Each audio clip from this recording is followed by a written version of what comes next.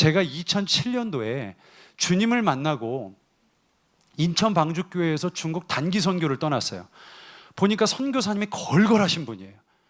강직하시고. 그래서 중국 교회 지도자들의 자녀들을 불러가지고 이제 이들을 훈련시키느라고 예배를 드리고 또 신학교육을 시켰어요. 저도 그곳에 가서 예배를 드리는데 선교사님이 제가 퍽 마음에 드셨나 봐요. 그래가지고 너 혹시 6개월만 여기 헌신할 마음이 없느냐? 그래가지고 제가 그렇게 하겠다고 얼떨결에 대답을 했어요. 여러분, 군대도 얼떨결에 가야 되고 결혼도 하다 보니까 얼떨결에 해가지고 그냥 결혼 생활을 잘 하시는 분들이 있어요. 근데 저도 선교를 얼떨결에 가가지고 거기 있는데 선교사님이 새벽 3시부터 기도를 하시는 분이었어요. 그래가지고 늘 저도 그냥 못 모르니까 선교사님 기도하면 기도하시는구나. 저도 모르게 그냥 옆에 가서 무릎 꿇고 같이 기도하곤 했었거든요. 그러다 보니까 진짜 기적들이 많이 일어났어요. 어떤 뇌성마비 환자 10대 아이가 이렇게 그냥 왔는데 이게 펴졌어요. 그리고 저처럼 똑같은 몸이 됐어요. 그래서 이 부모가 난리가 나가지고 예수를 믿고 자기 집을 교회로 내놨어요. 이런 일들이 그곳 가운데 있었는데 이 선교사님이 저한테 저쪽 산동선 끝자락에 가자고, 우리는 1년에 한 번씩 전도 여행을 한다. 그래서 같이 갔어요. 가보니까 세상에 저는 그런 오지를 처음 봤어요. 이렇게 높은 지대에 있는데 옆에 누런 황하강이 이렇게 흘러가요. 한 10시간 갔나? 거기 도착하자마자 교회를 가자고 해서 갔는데 이건 교회가 아니에요. 그냥 흙바닥에 들개들이 왔다 갔다 해요. 들개들이 왔다 갔다 하고 거기에 뭐 아주 어설픈 찢어진 낚시의자 같은 거 몇 개 있고 교회라고 부르기도 민망해요. 그런데 성도들이 꽤 많아요. 이게 어떻게 된 건가 봤더니 한국에서 목사님이 와가지고 집회를 한다고 그러니까 저 멀리서 며칠 전에 기차를 타고 오는 거예요. 오토바이를 타고 몇 시간 걸려서 와요. 그것도 여의치 않으면 그냥 걸어와요. 근데 이런 소쿠리에다가 옥수수, 고구마 이런 걸 담아와요. 감자 같은 거 서로 나눠 먹으려고. 아마 우리나라도 60, 70년대 그렇게 예배를 드렸을 것 같아요. 와가지고 그냥 기다리는 거예요. 아무것도 안 하는데. 근데 찬양이 시작됐어요. 선교사님이 찬양을 해보래요. 제가 중국말을 어떻게 알아요? 하나도 모르는데. 제가 아는 건 빠바마마 셴티 하오마 이거밖에 없는데. 그래가지고 몇 마디 이렇게 어설프게 알려주셔서 그거 가지고 찬양을 부르는데 우리 함께 천국 갑시다, 우리 함께 천국 갑시다, 할렐루야 하면 이게 다예요, 가사가. 그래서 저보고 계속 부르래요.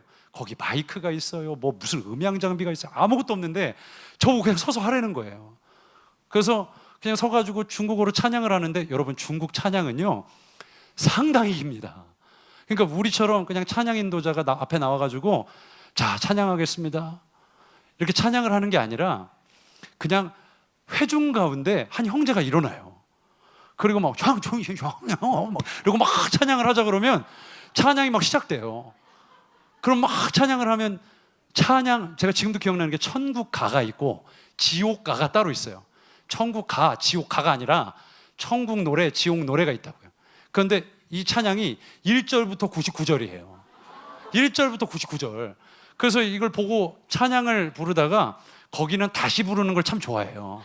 99절째 부르고 다시 시작 이러면 1절부터 가는 거예요. 그럼 3시간 찬양합니다. 3시간. 이제 지옥만 부를 수 없잖아요. 천국도 불러야 돼요. 그러니 거의 진짜 하루 종일 찬양만 하는 거예요. 근데 성도들이 그렇게 얼굴이 밝고 뜨거워요. 작정하고 왔으니까. 저도 찬양을 하는데 선교사님이 더 하라는 거예요. 막 더 해야 된다. 저는 막 죽을 것 같고 땀은 비 오듯이 흐르고 힘들어 죽겠는데 나중에 현기증이 나요. 제가 계속 해야 된대요. 계속. 그래서 찬양을 하고 있는데 제가 지금도 기억이 나요. 진짜 뜨거웠어요. 저 뒤편에 우와 하는데 이게 무슨 소린가 봤더니 어떤 할아버지가 일어나 있어요. 이렇게 아마 못 걷던 분이었던 것 같아요. 이렇게 일어나 있는데 성도들이 이렇게 삥 둘러서가지고 막 이렇게 박수를 치고 있고 이분은 다리를 이렇게 올리고 있었어요. 무슨 일이 일어난 모양이다. 제 눈으로 직접 보진 않았지만 그 자리에 12살짜리 어떤 아이가 있었는데 이렇게 눈을 감고 있어서 이렇게 벌려보면 이렇게 눈꽃 같은 찐득한 것들이 가득했던 그런 아이라고 그래요. 근데 이 아이가 보인다고 소리를 치는 바람에 거기서 난리가 났었어요. 사람들이 막 몰려오는데 선교사님이 야 우리 여기 있다 체포된다. 빨리 다음 행선지로 이동을 하자. 그래가지고 이동을 했던 기억이 있어요. 제가 이 말씀을 드리는 건 나는 그런 기적을 봤다, 그런 얘기를 하는 게 아니에요. 제가 그때 깨달은 게 하나 있어요. 길바닥이든 강바닥이든 흙바닥이든 어쨌든 조건과 상관없이 우리의 마음이 모인 곳에 성령님 분명히 역사하시는구나. 이걸 제가 깨달은 거예요. 거기 유명 설교자가 있어요? 유명 예배팀이 있어요? 아무것도 없어요. 그런데 거기에 성령님이 그들의 간절함을 보고 역사하시는 장면을 제가 봤어요. 여러분, 이 자리에선 왜 안 그렇겠습니까? 간절함이 모인 곳에, 갈망이 모인 곳에 하나님의 기름 부음이 임하는 줄 믿습니다. 성경 어딜 봐도 갈망이 없는 사람들 가운데 하나님이 임하셨다는 걸 전 본 적이 없어요. 여러분, 여기 3층, 2층에 노래방이 있습니다. 거기서 성령 받았다는 사람 혹시 보신 적 있으세요? 없어요. 거긴 그런 목적을 가지고 가는 사람들이 없어요.